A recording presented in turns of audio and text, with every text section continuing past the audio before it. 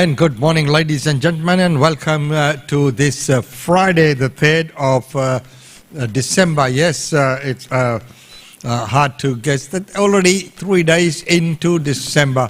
Well, looking out the window here today, it's just a glorious day here in Brisbane from where we are sitting in our studios. The view out there is just magnificent. So 26 degrees and sunny. Good to see the sun out after the rain that we've had.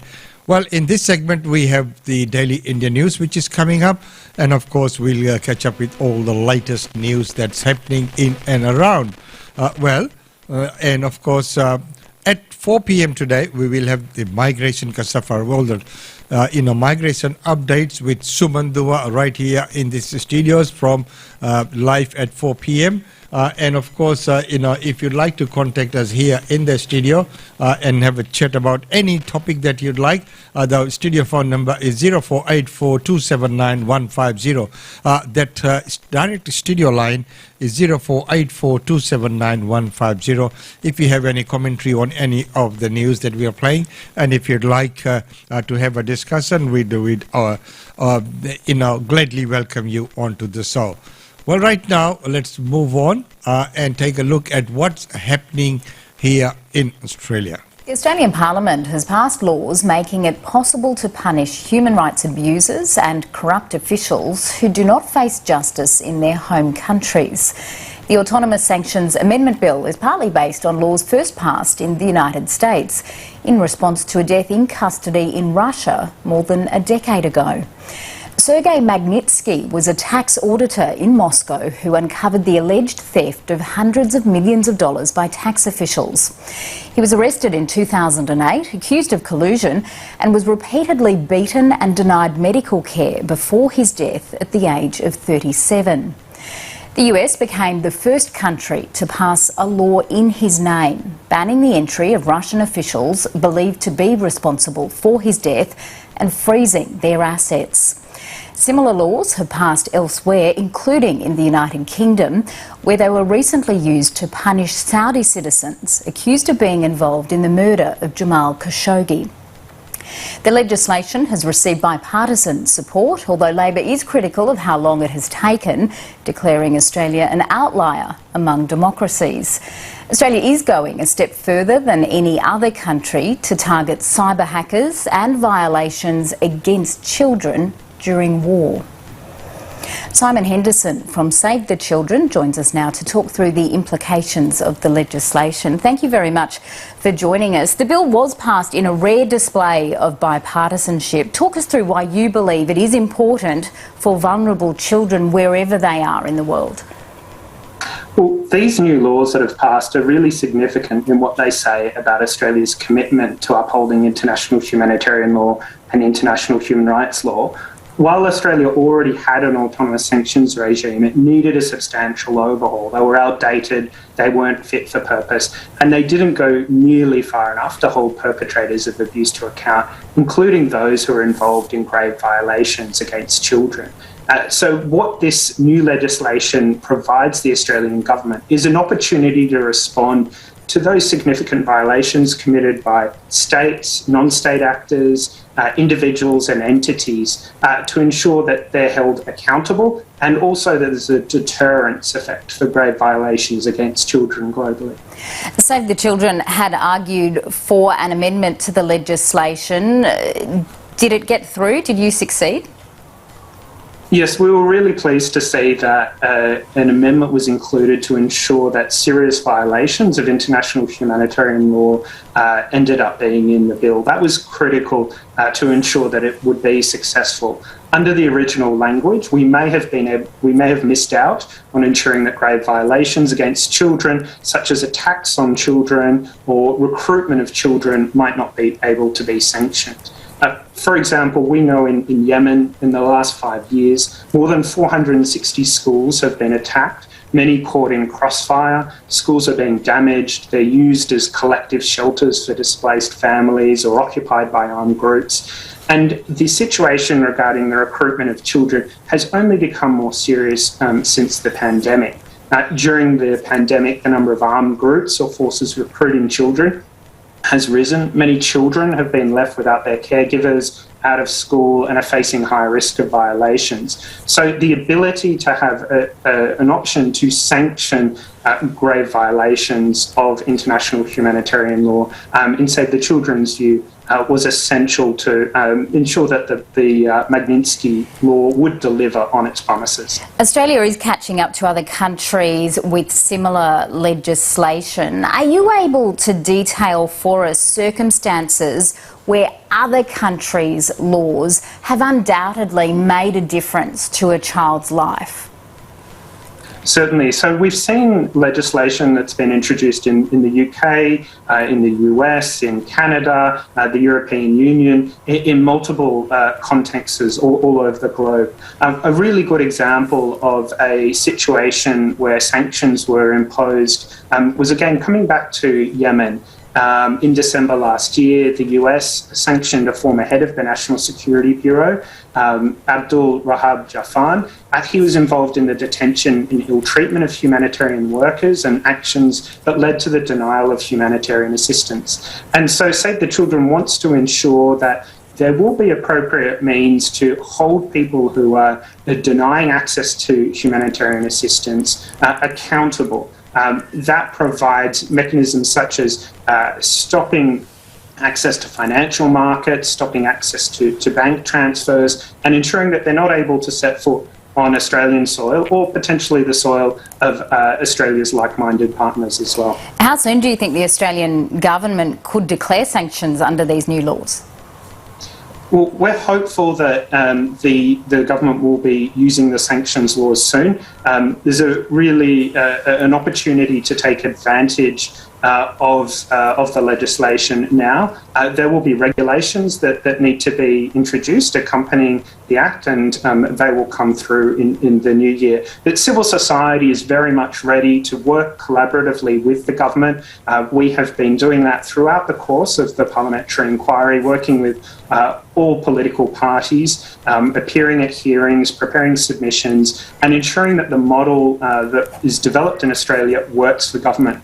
We have staff on the ground working in more than 120 countries. We understand the local context, and we can make sure that the appropriate responses are made when sanctions are imposed. So we're very ready and willing to work with the government on these new laws. Just finally, the regulations you mentioned that are yet to come, would they be concerning how and who decides sanctions will be imposed?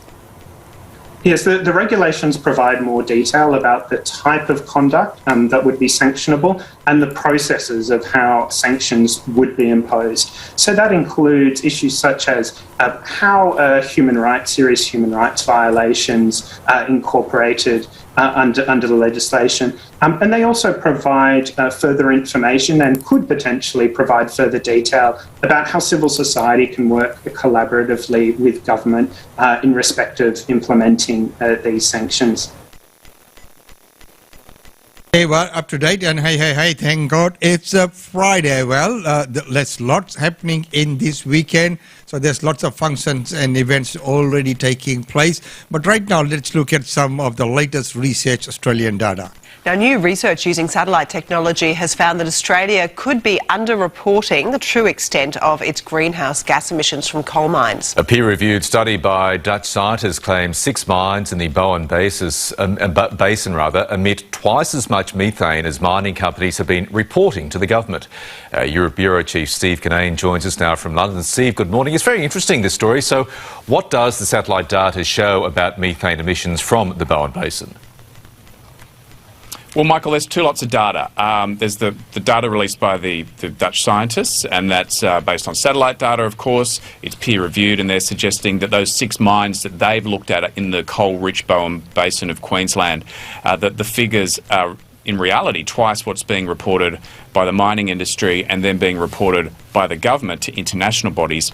Then there's a second lot of data where I've spoken to a guy called Christian Lelong. He's a guy who knows the Australian mining industry quite well. He's worked for BHP for 7 years, and now he's working for a geospatial analytics firm in London called Kairos, and they've put their they've used the European Space Agency satellites to map the whole Bowen Basin, and in fact the whole world when it comes to the energy sector. And what they found from around 50 mines in that area is that they believe that the true figures are 3 times higher what's being reported officially in Australia. Here's what Christian told me a little earlier. In the Bowen Basin, we found that emissions for all the 50-odd mines in that basin in total add up to about 1.5 million tons of methane per year. And keeping in mind that methane is 86 times stronger than CO2 as a greenhouse gas, it adds up to about the same carbon footprint as a medium-sized European country like, say, Austria. Methane is very much considered the low-hanging fruit when it comes to reducing emissions. The experts suggest that it's so far been responsible for 30% of global warming, but it's something that you can have a cheap and easy fix by cutting off the leaks in the resources sector when it comes to methane. And Christian Leelong told me that he had approached the Australian government to try and help them reduce their emissions by sharing his data with them and helping them to plug those leaks, but he was told they weren't interested. Now, what has been... So they were not interested. So, when we looked at those kind of facts and figures, and we know that today in this day and age with such advanced technology, nothing can be hidden. So, with the satellites and all the imaging that's available from there, you just have to look at Google Maps and you can go and look at any place in the world, and not only zoom into that like that, but you can also take the street view, and then you can actually, it's just like being there, standing there and having a look around. So with all these kind of technologies, there's nothing that can be hidden in today's day and age. I find it a little bit surprising that the reports that have been put out by the mining companies and subsequently reported to the international state by Australian government is not accurate. Well, we will follow that story up as well. Well, today the final sitting of the Parliament, and of course what a turmoil has been there. Hello. Today I want to stand in my former workplace and to say again that what happened to me was not okay. Today, former political staffer Rochelle Miller said she wanted to tell her story. It involved someone much more powerful and famous, Alan Tudge, currently the Federal Minister for Education and Youth. Miller first disclosed a relationship with Tudge, her former boss, on Four Corners inside the Canberra Bubble report late last year. Rochelle Miller says her affair with Alan Tudge, now acting Immigration Minister, was completely consensual. But today she had a lot more to say, and the world has changed considerably since she first spoke out. This week, Australians were shocked by the anonymous stories of sexual assault, harassment and bullying in Parliament House. Today, Rochelle Miller put a face to those stories. And those stories were not just about assault, but about culture and power imbalances.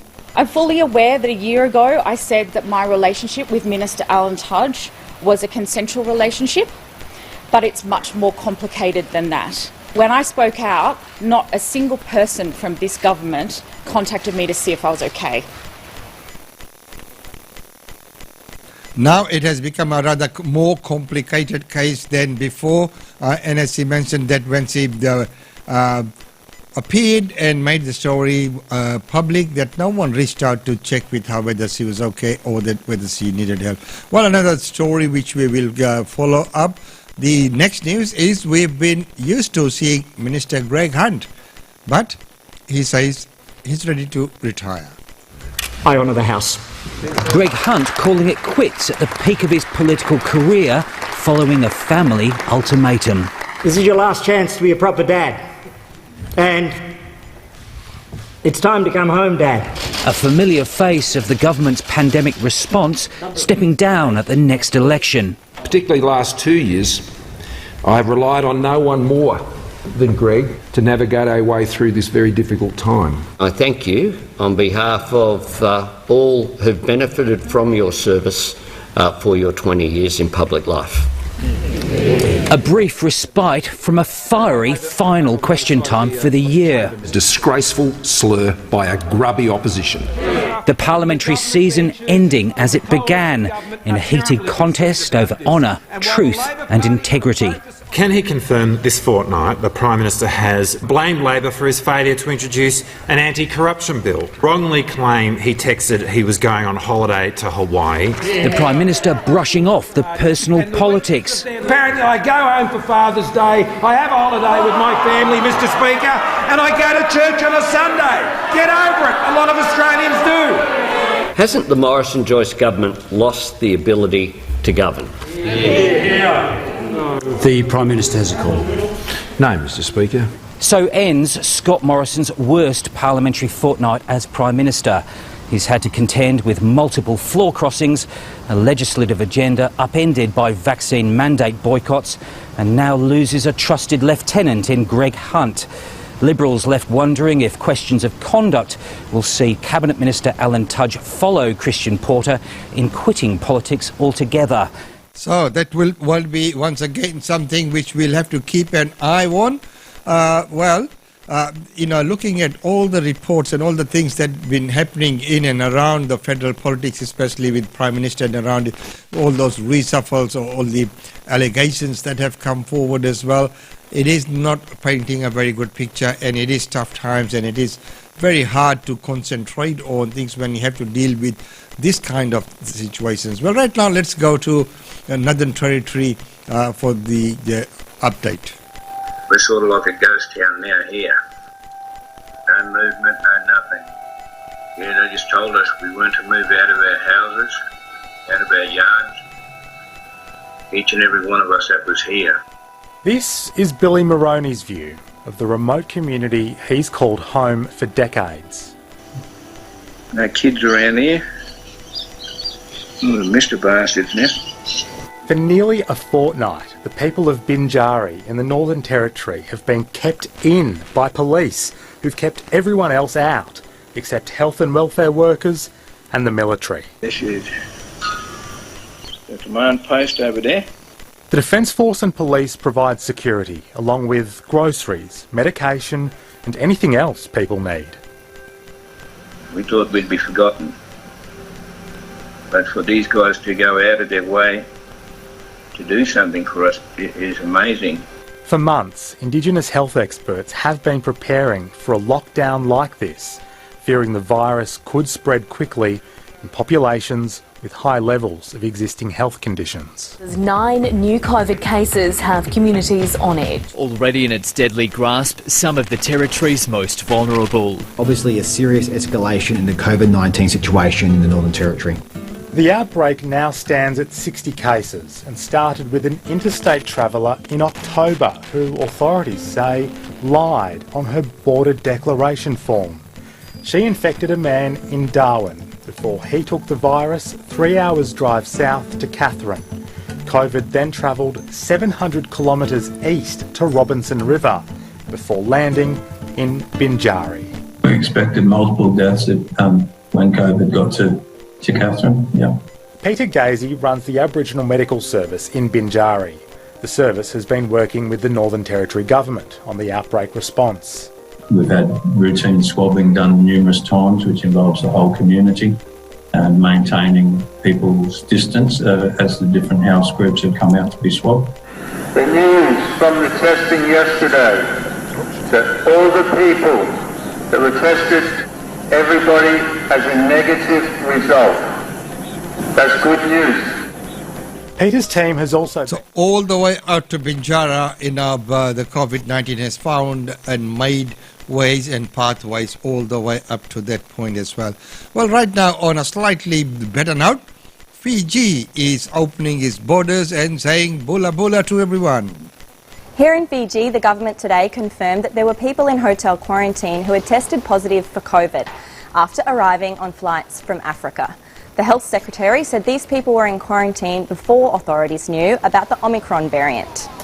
It was just yesterday that Fiji opened to tourists from travel partner countries, but Fijian nationals arriving from red-listed countries are required to go into 14 days of quarantine, and Southern African nations have long been on that list. Fiji does not have the facilities to conduct genomic sequencing, so confirmation on whether the new cases are the Omicron variant will take some time. In the meantime, tourists continue to pour into the island nation.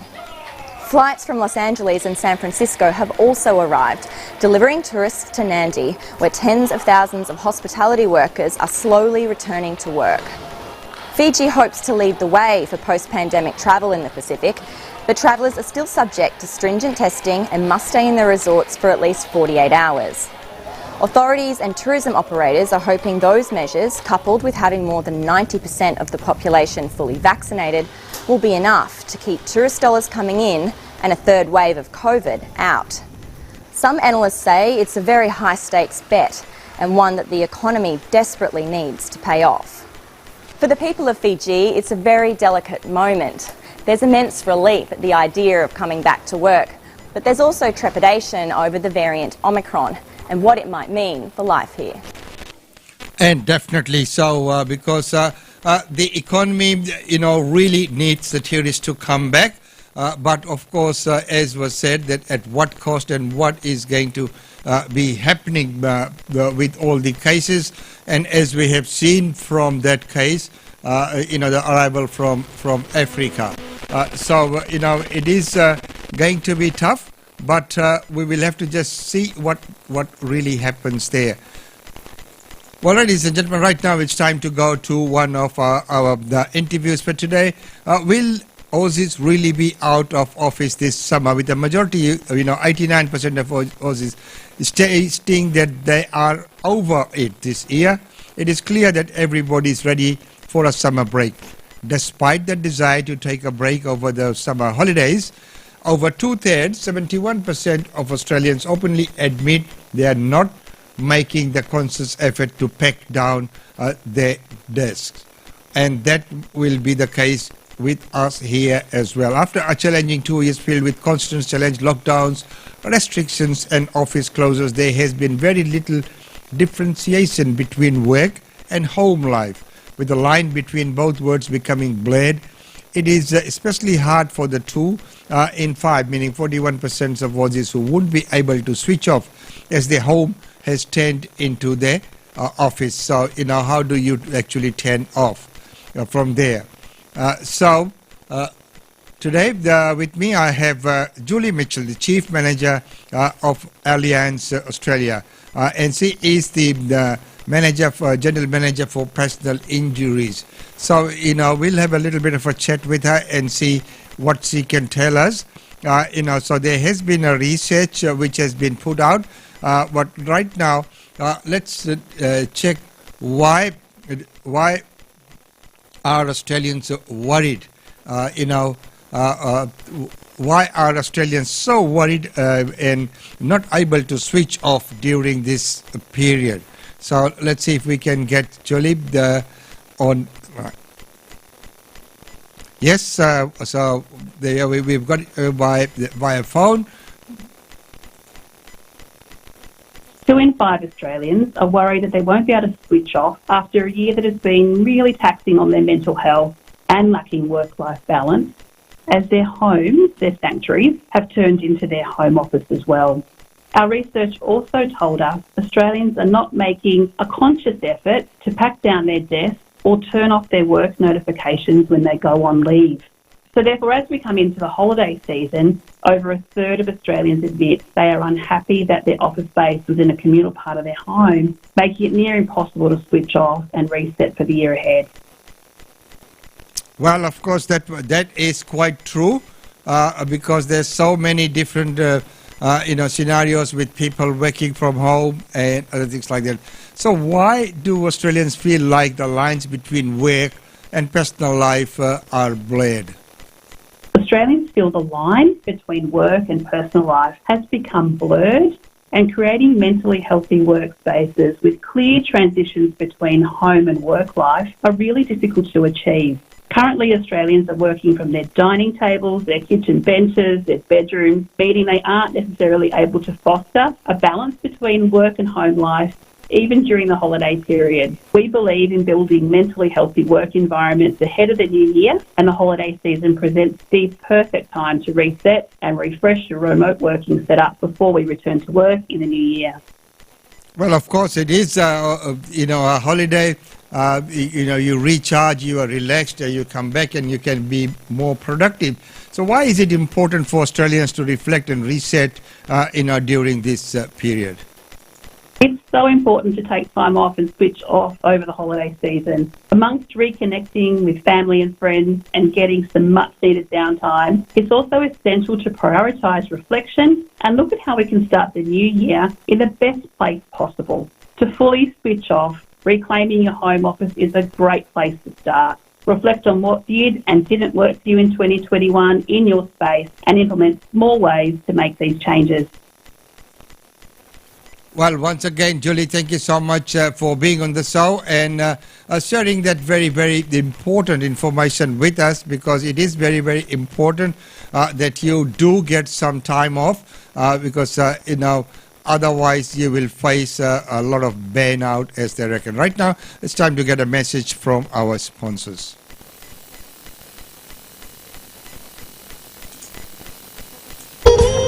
GlobeNet Realty. GlobeNet Realty has been the longest established, trusted and respected agency in its trade area. Washa Chandra, Director of GlobeNet Realty, provides honest and ethical service to her customers. If you are thinking of investing in Brisbane real estate market, or if you are seeking professional property management, then you should contact Usha Chandra today on landline 3865 4466 or mobile 0419 775 416.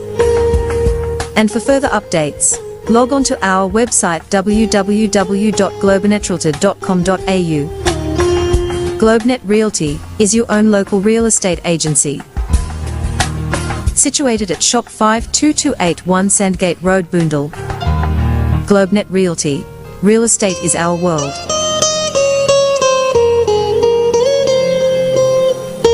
And real estate is the well, and don't forget that every Wednesday we have Usha Chandra right here in the studios, and she does discuss real estate and all the trends that are happening with real estate. Well, right now we will look at another interview, and this time looking at the Great Barrier Reef. The Powerhouse Partnership ditch effort to save a disappearing ecosystem. Hallmarked as one of the 7 natural wonders of the world, the Great Barrier Reef spans 344,400 kilometers of coral sea, and with its 2,300 kilometer of reef system, making it the largest living structure on the planet. The Great Barrier Reef is under threat from climate change and marine heat waves, triggering the 3 mass coral bleaching events of Great Barrier Reef in just 5 years. Reducing the shallow water coral reefs by as much as 50%. That's huge. In fact, a staggering 98% of the reef system has experienced coral bleaching between 1998 and 2020. So when we look at the reef, there's so many things that really needs to be done. And many times we are, of course, the environment, the pollution and everything has got a lot to do with it as well. And we humans have made the biggest blunder of it all. The best thing we can do with the reef is, if it has to revive and get back to its normally, is leave it alone. Nobody goes there. No, I know it brings in lots of tourist dollars, but keep the tourists away. Keep those little outboard motors that ride over the reef away. Do your share as well. It's always easy to have that blame game and blame others, but we keep doing what we diving there and all those kind of things. It interferes with the ecosystem. When there is 2 people present in a room, a third person comes in, just that person's presence there changes the whole atmosphere and the environment.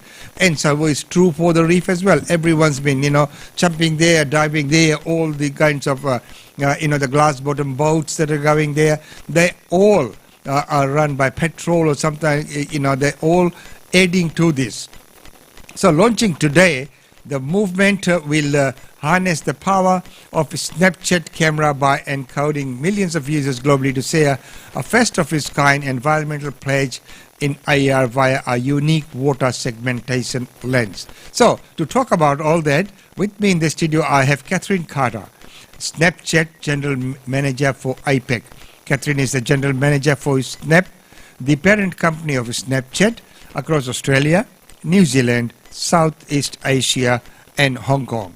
So, as we know, this kind of scenarios requires a lot of leadership. So under her leadership, Snapchat has been able to secure its place as the leading communications platform reaching Generation Z in Australia. The platform reaches 90% of all 18 to 24-year-olds locally and 85% of 13 to 24-year-old. So right now, you've seen my views. But right now, let's welcome Catherine, and we will talk to Catherine as well and see if we can get some of those updates from Catherine.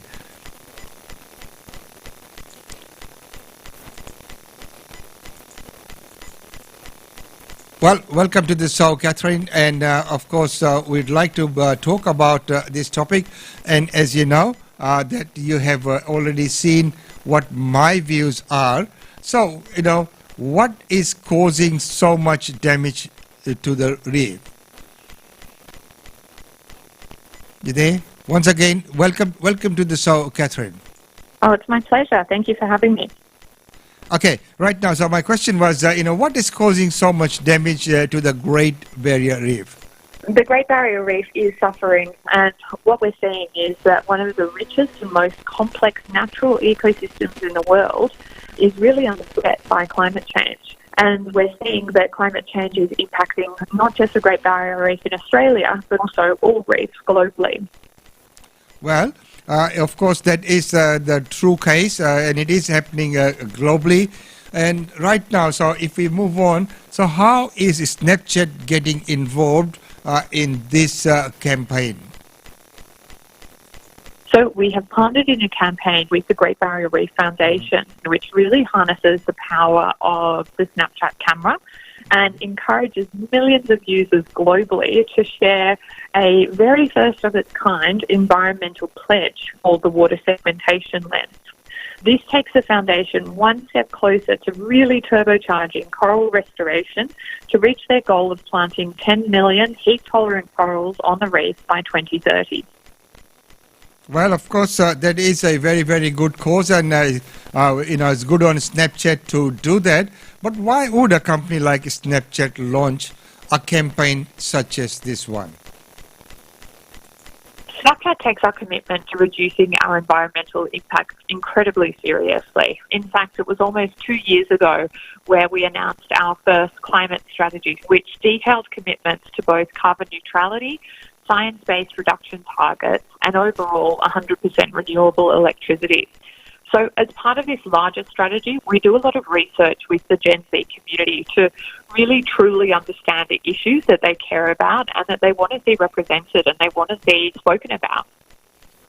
Well, that is once again a very, very good initiative, and thanks to Snapchat for doing it. But why or where can Australians go to access the augmented reality pledge? Anyone can open up their Snapchat to see the AR lens and complete the environmental pledge. So please help the Great Barrier Reef Foundation to plant 1 million heat-tolerant corals on the reef this summer by filling in your details after you've swiped up. And also, as a special treat, if you are in Sydney, please head down to Bondi Beach to use the world's first water segmentation lens.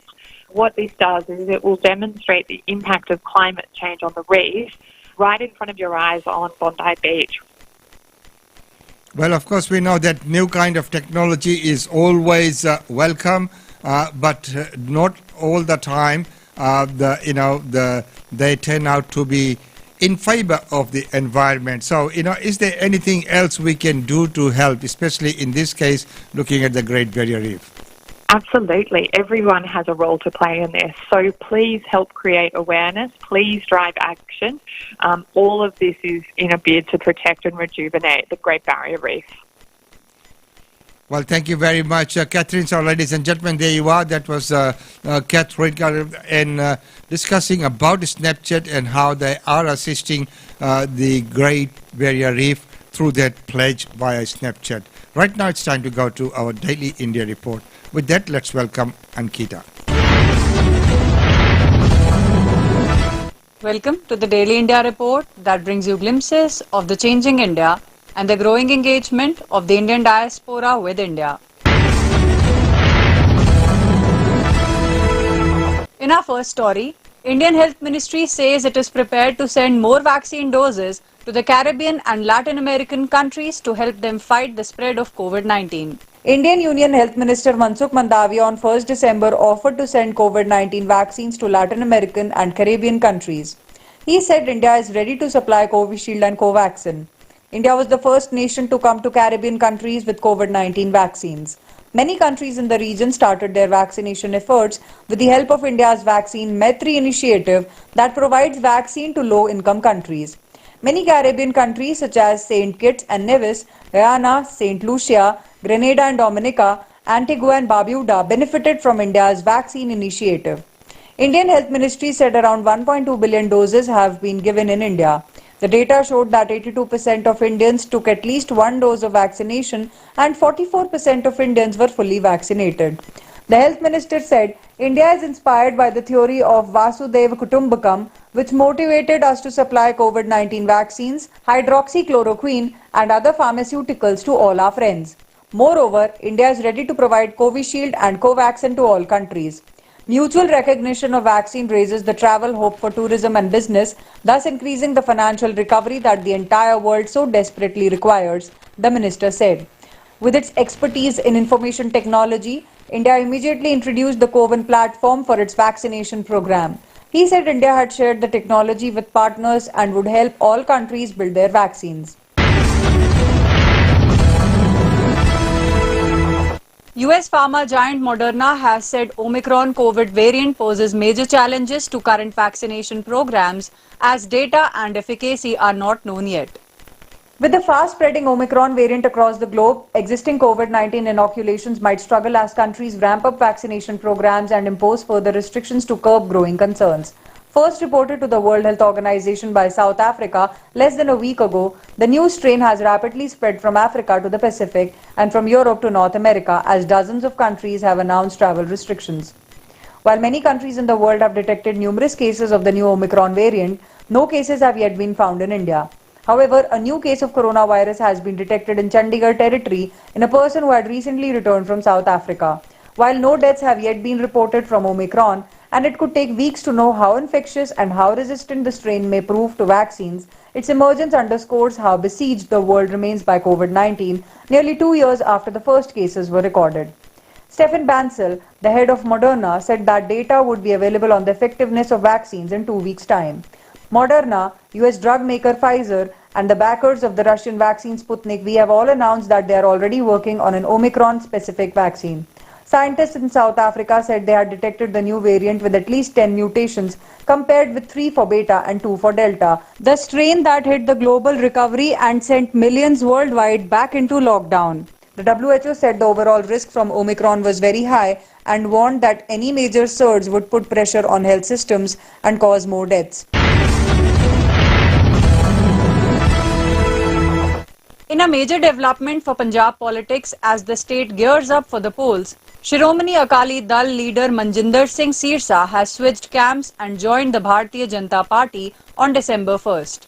Ahead of the upcoming Punjab State Assembly elections, Shiromani Akali Dal got a big jolt as Manjinder Singh Sirsa joined the BJP on December 1st. Sirsa, who was also the chief of the Delhi Sikh Gurdwara Management Committee, was inducted into the Saffron camp in the presence of Union Ministers Dharmendra Pradhan and Gajendra Singh Shekhawat. After joining the party, he met Home Minister Amit Shah and BJP President JP Nadda.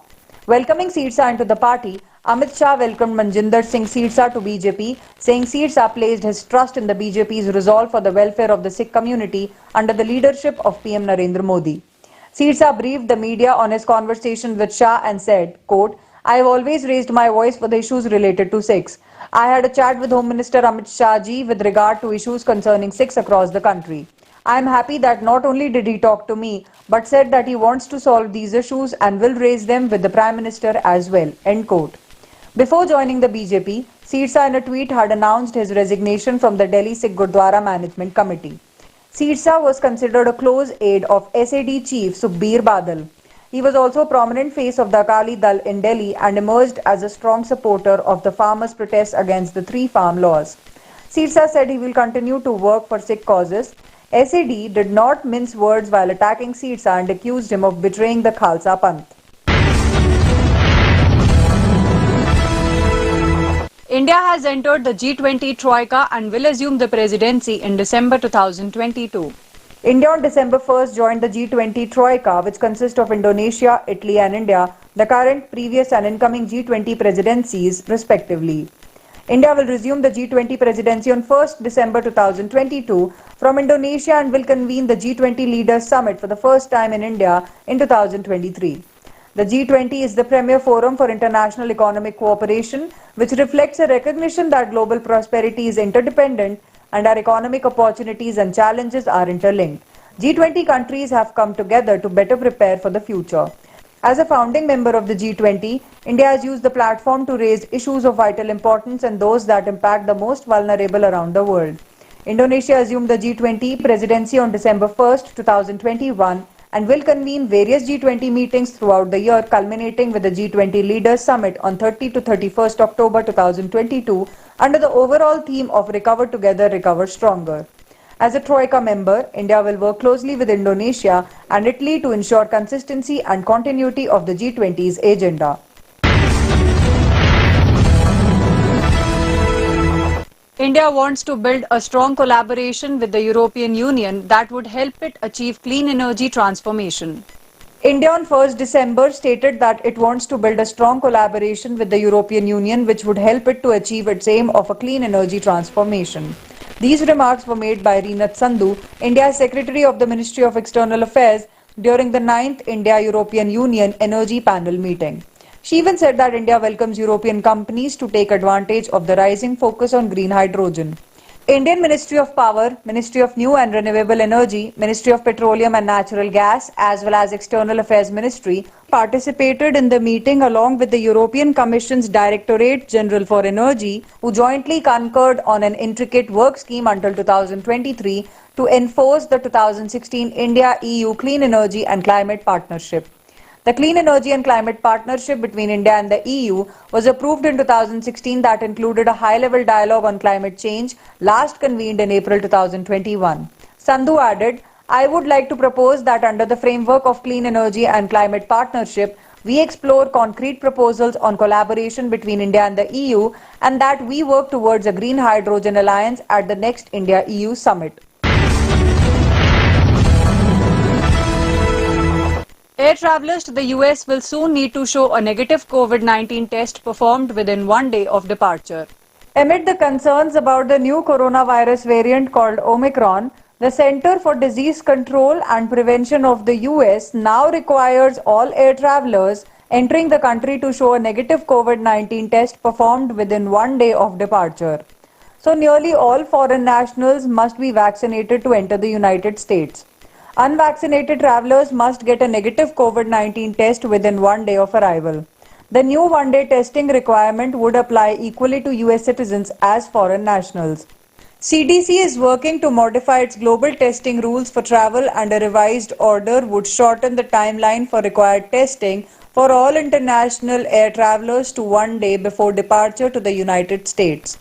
The administration is also considering whether to require air travellers to get another COVID-19 test within 3 to 5 days after arrival in the United States. The CDC did not confirm but noted that it continues to recommend all travellers should get a COVID-19 viral test 3 to 5 days after arrival and post-travel quarantine for any unvaccinated travellers. The stricter rules could be announced on December 2nd, but it was not clear when they might take effect. On 29th November, the White House barred nearly all foreign nationals who have recently been in South Africa and 7 other southern African countries over concerns about the Omicron variant. On 30th November, the CDC advised Americans against travel to Niger, Papua New Guinea, Poland and Trinidad and Tobago, citing COVID-19 concerns. About 80 foreign destinations in its list have level 4, its highest level of COVID-19 transmission, and discourages Americans from traveling to those destinations.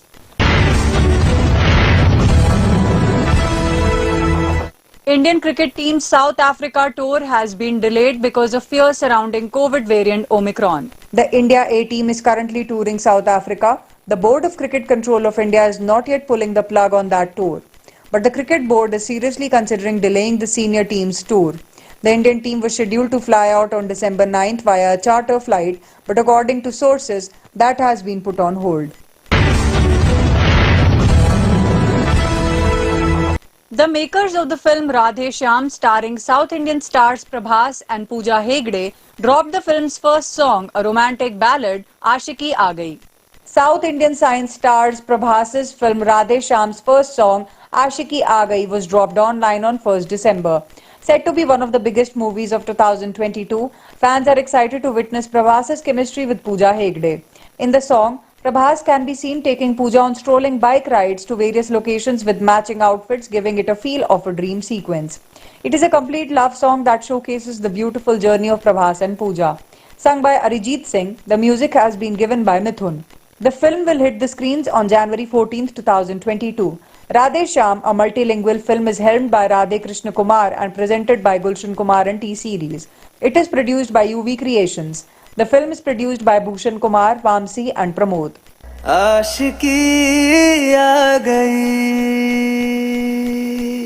That's all for this bulletin of Daily India Report. Thank you for watching.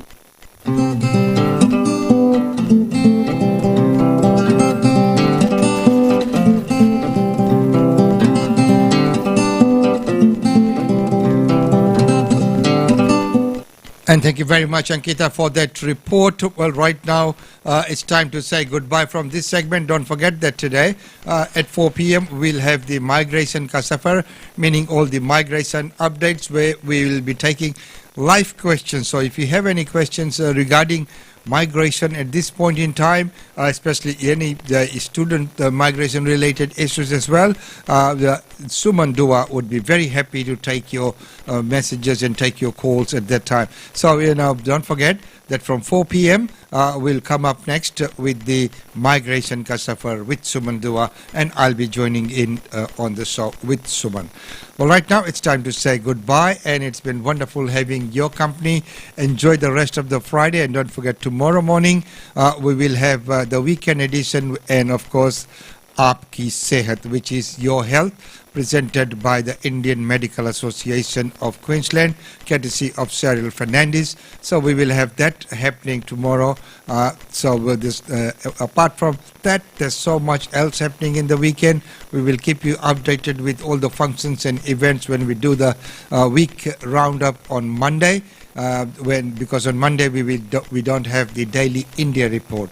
So right now it's time to say goodbye until our next segment, which will be the Migration Ka Safar with Suman Dua. We'll see you back at 4.